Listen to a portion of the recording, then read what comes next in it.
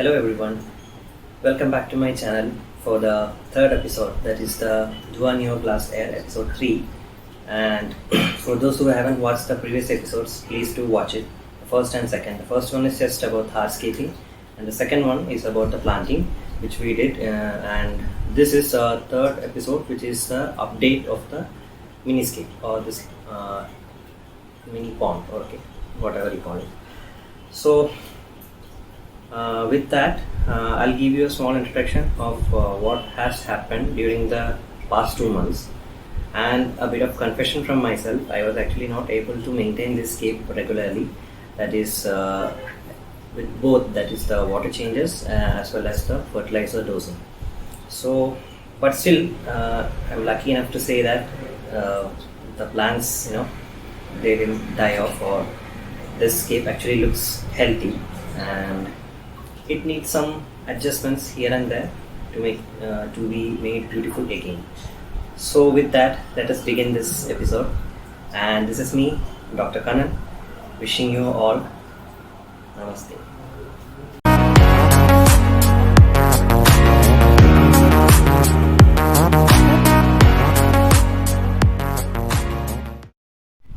So with that, let me just give you a small intro of how it looks basically. You can see that there is one Nanobias floating here, and the moss actually has grown well. You can see how thick it has become.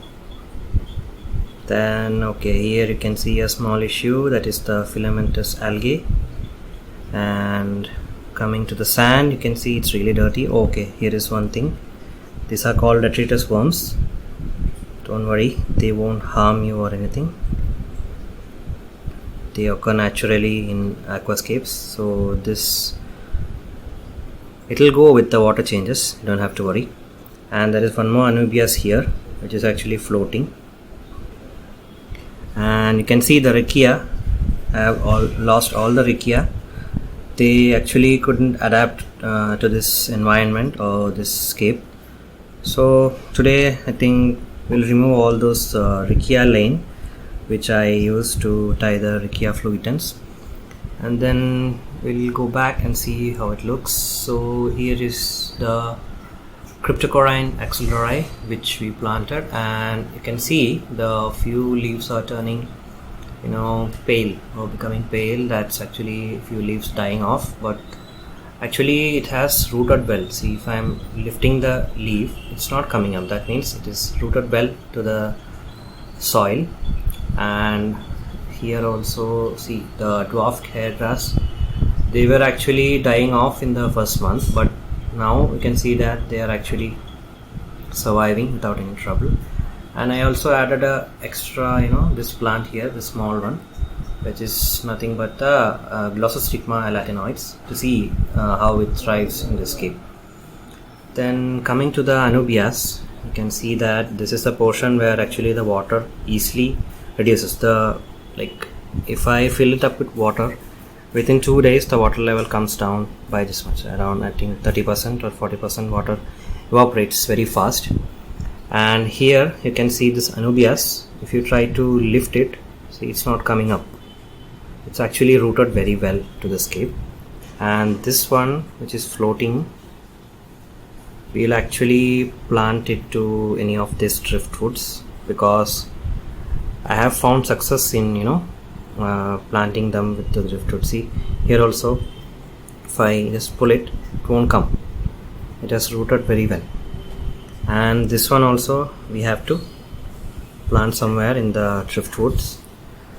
And with that, there is a major cleaning to be done. See how dirty the sand looks.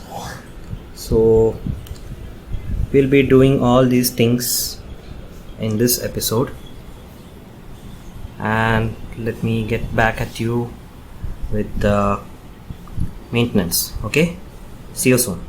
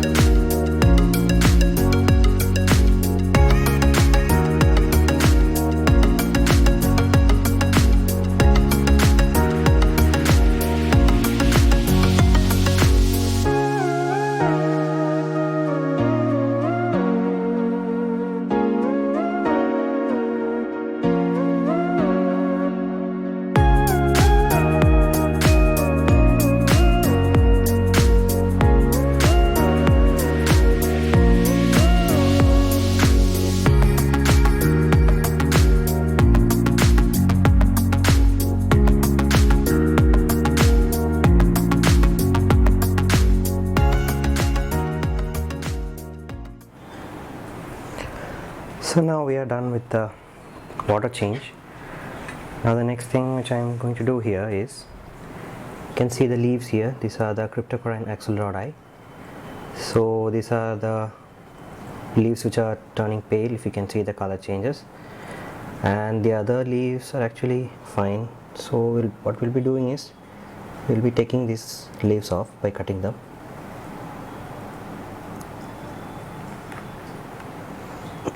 There's one more here.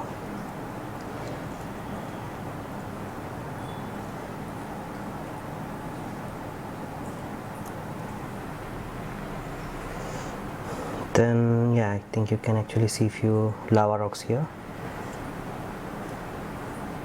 Then I think all other leaves are fine.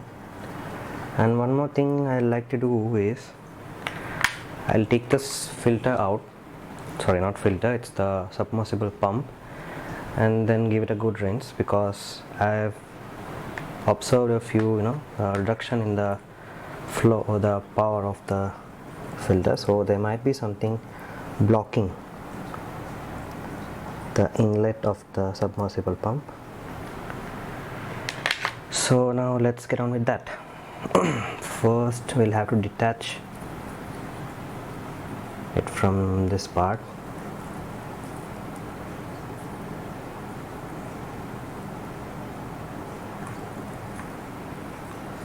This is actually a tricky part, because if you don't do it carefully, you might end up ruining the whole scape. Okay, now it has been detached, and now we'll take it out.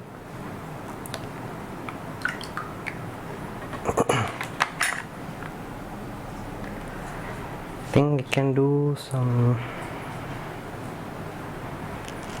siphoning out here as well, because I can see debris there. So let me get my jar. So this sponge which I added in the first place, now it actually acts as the home for the beneficial bacteria. They'll culturize or colonize in this sponge, and also in the lava rocks which I have added below the substrate. I think that is the sole reason why even without much water changes or fertilization, this scape it did not die out or didn't show any sign of growth deficiencies or anything. So yep, I think that's enough. So now after a good rinse, I think it looks better. Now actually setting it back is also a very difficult task. You have to be really careful not to ruin the whole scape. Now to attach the tube.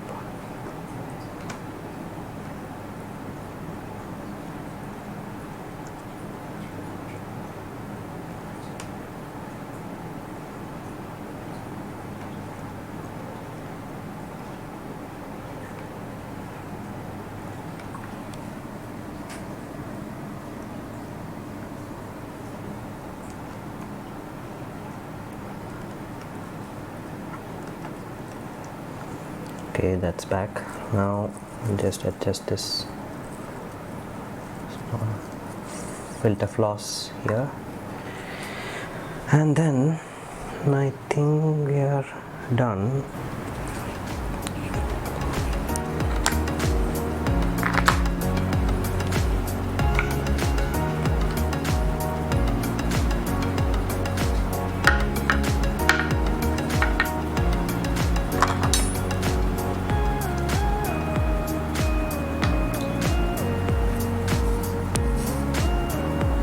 We actually forgot one thing. There was a little bit rakia left on this part when we did the planting.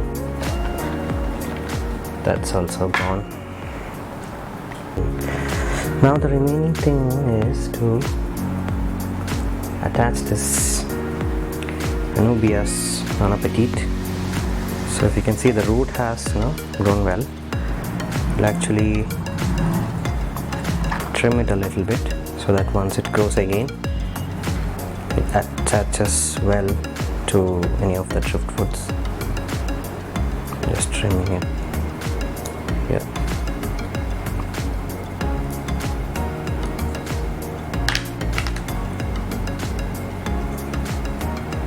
And there was one more just here.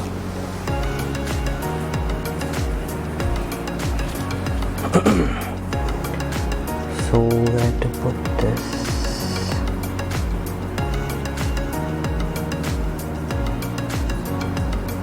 How about here?